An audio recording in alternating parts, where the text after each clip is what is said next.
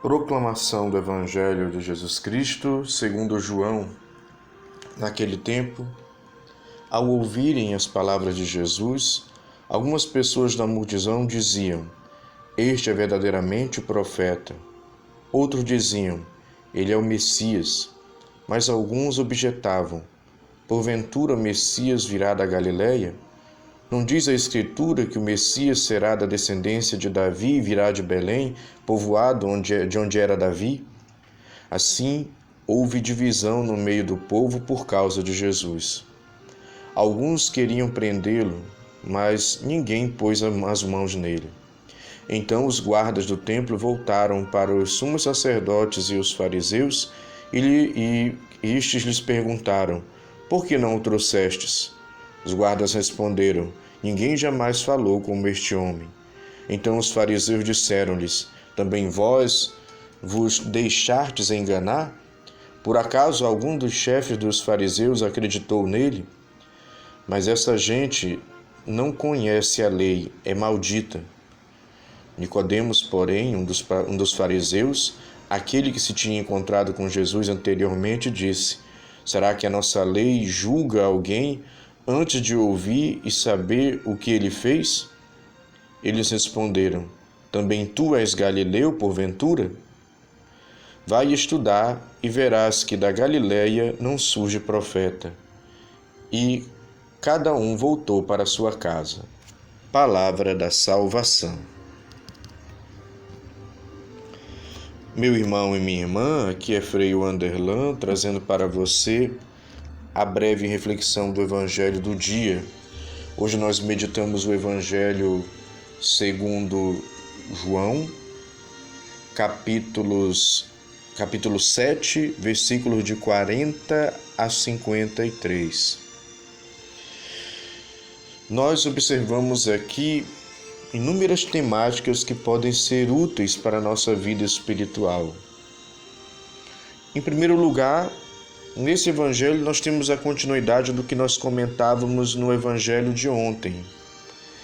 Eles julgavam saber de onde vinha Jesus. E as Escrituras davam a entender que o Messias seria descendente de Davi e viria de Belém. Só que eles estavam equivocados ao olhar para Jesus e ao não conhecê-lo, a não abrir-se para ele, a não prestar atenção em Jesus, na sua mensagem. Eles deixaram escapar o essencial. Na verdade, Jesus é o Messias esperado e inesperado, ou seja, ele vem de uma maneira que ninguém está esperando. Enquanto eles têm na cabeça uma espécie de Messias, de onde viria, como seria, o Senhor fez tudo isso em escondido. O Senhor, de fato, era descendente de Davi, porque seu pai adotivo era São José, descendente de Davi, e, de fato, nasceu em Belém, a cidade do rei Davi. E, depois de um tempo, passou a morar em Nazaré, então, ali na região da Galileia. Então, a profecia de Deus se cumpriu. Mas como a gente só enxerga a exterioridade, a gente só enxerga apenas o imediato, as pessoas têm tendência a serem imediatistas, precipitadas, tirar conclusões precipitadas, acabaram não ouvindo o Cristo, acabaram não acolhendo o Cristo, acabaram não enxergando nele, na sua sabedoria, no seu ensinamento, e até nas suas ações e nos sinais que ele realizou, não foram capazes de abrir o coração. Meu irmão, minha irmã, ainda hoje, o coração de muitos de nós ainda está fechado para Cristo. Ou, se não está totalmente fechado, está parcialmente fechado. Nós aceitamos uma coisa, mas outra não. Nós acolhemos uma proposta, mas outra que não me agrada, eu me fecho. Então, a fé, para de fato ser católica, ou seja, universal, abrangente, total, ela precisa ser acolhida na sua integralidade, em tudo aquilo que ela contém, sem tirar e sem acrescentar. E nos nossos tempos nós somos mestres em tirar coisas que nos desagradam, porque nós não queremos fazer, não queremos mudar, ou então acrescentar coisas, porque nós temos uma crítica aqui e acolá, achamos que um determinado aspecto da doutrina é muito duro, ou eu não concordo, e aí nós vamos, da mesma maneira como aquele povo na época de Jesus, querendo um Deus, um Salvador aos nossos moldes, a nossa mentalidade, a nossa cabeça, o nosso gosto, a nossa preferência. E Deus não é nada daquilo que nós podemos fantasiar, o que está na nossa cabeça, ou Ele não veio para satisfazer as nossas preferências. Ele é caminho, verdade e vida. E já é dito, Ele mesmo diz no Evangelho: conhecereis a verdade vos libertará. Então nós precisamos ter a capacidade, como aqueles guardas que foram em nome dos sumos sacerdotes dos fariseus prender Jesus, e ao ouvi-lo, abrir o coração, ao ouvi-lo, reconheceram a verdade, ao ouvi-lo, perceberam a sabedoria, ao ouvi-lo, perceberam ali o Messias, o Salvador, o Cristo, o ungido, e por isso não o prenderam. Acolheram a autoridade de Deus na sua vida, acolheram a verdade de Deus na sua vida, acolheram o amor de Deus na sua vida.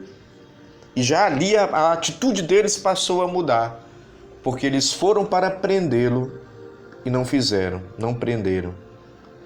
Porque a vida daqueles guardas já começou a ser transformada.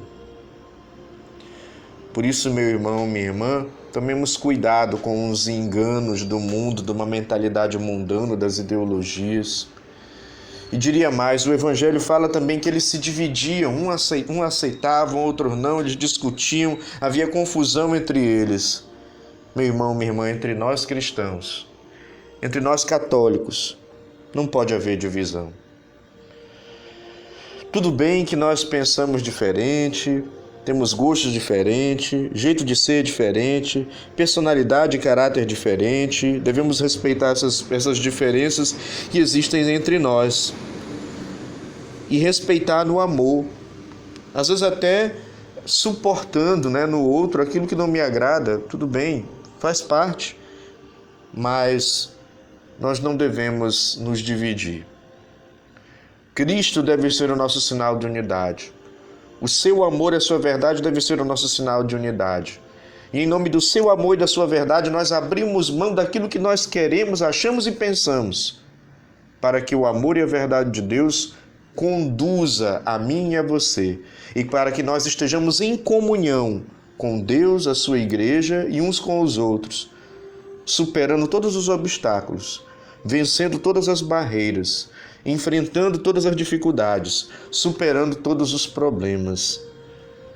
Por isso, que o Cristo, caminho, verdade e vida, seja o ponto crucial, o ponto de unidade, aquele que nos une, que faz com que nós deixemos para lá todas as diferenças entre nós.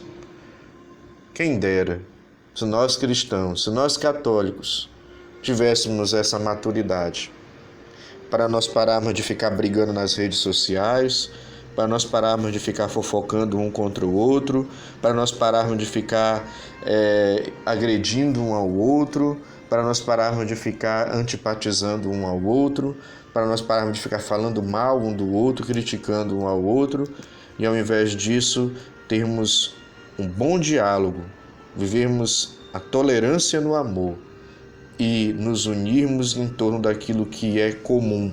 Porque se cada um começar a puxar, como diz o ditado popular, brasa para sua sardinha, se cada um quiser ver todos os seus gostos, caprichos e desejos satisfeitos, a sua visão de mundo contemplada, se nós não formos capazes de nos esvaziarmos e acolhermos Cristo como verdade e deixar essa verdade nos unir e fazer superar as diferenças e fazer inclusive nós renunciarmos aquilo que precisamos renunciar para estarmos unidos naquilo que nós temos em comum, que é a fé, olha, fica difícil caminhar.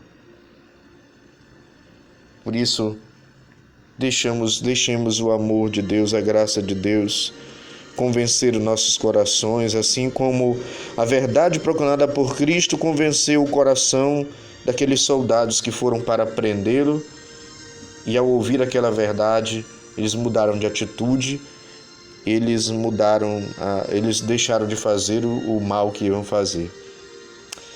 Que nós tenhamos essa maturidade de reconhecer a verdade, deixar a verdade nos libertar de tudo aquilo que nos atrapalha a caminhar, inclusive nos libertar de nós mesmos, do nosso amor próprio, do nosso egoísmo, das nossas visões de mundo, para que prevaleça a maior de todas as visões de mundo, a visão das visões que vem de Deus. Nos amemos uns aos outros, assim como Ele nos amou. Nos perdoemos uns aos outros, assim como Ele nos perdoa. Sejamos tolerantes uns com os outros, assim como Ele é tolerante conosco. Que a nossa medida, como diz o Evangelho, seja a medida da misericórdia. Deus abençoe a todos e que nós possamos abrir o coração e colaborar com a graça dessa maneira. Louvado seja nosso Senhor Jesus Cristo, para sempre seja louvado.